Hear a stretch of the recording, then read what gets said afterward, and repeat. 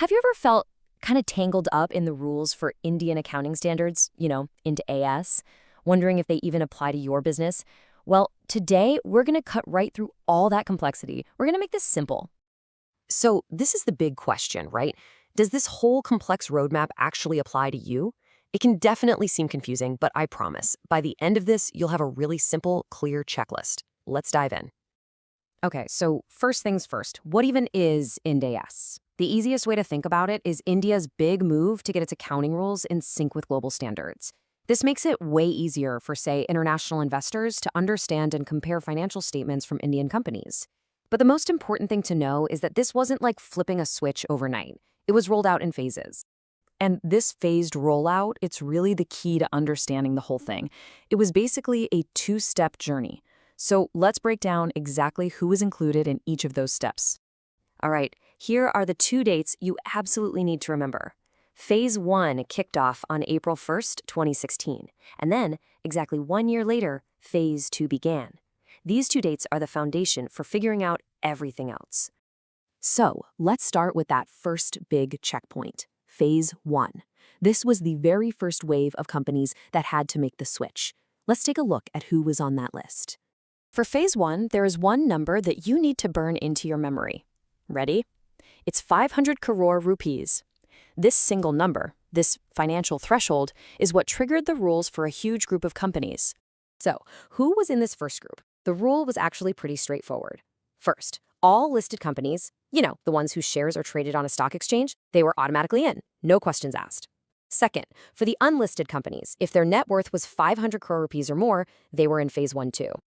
Now, if your company didn't get pulled into that first wave, you weren't off the hook just yet, because right behind it was Phase 2, which cast an even wider net.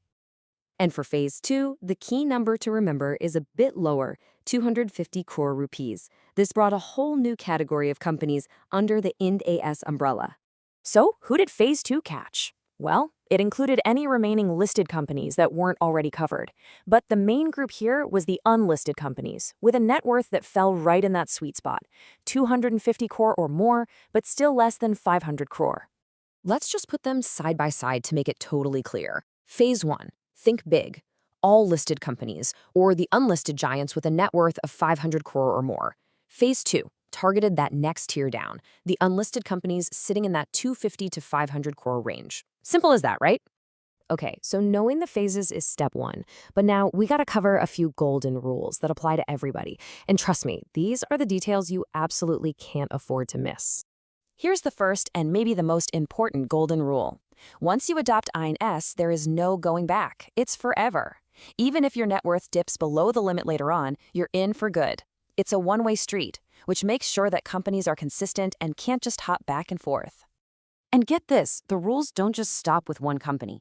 Ind AS has this huge ripple effect. If a company has to adopt it, then its entire corporate family gets pulled in too. We're talking holding companies, subsidiaries, associates, joint ventures, the whole shebang. It ensures the entire group is speaking the same accounting language. But there are some pretty important exceptions to all this. This framework doesn't apply to everyone. Banks, insurance companies, and NBFCs, they are on a totally separate track. Why? Well, because these are super specialized industries that need their own unique accounting standards to deal with their specific financial activities. Look, if you take away just one single thing from our chat today, let it be this simple rule. This is the ultimate cheat sheet. Phase 1, listed or 500 crore plus. Phase 2, listed or that 250 to 500 crore bracket. It perfectly nails the core logic. So there you have it, the Ind AS roadmap, all laid out. Now that you know the rules and whether they apply to you, the real question becomes, what's next? Are you prepared for how this is going to fundamentally change the way you tell your company's financial story to the rest of the world?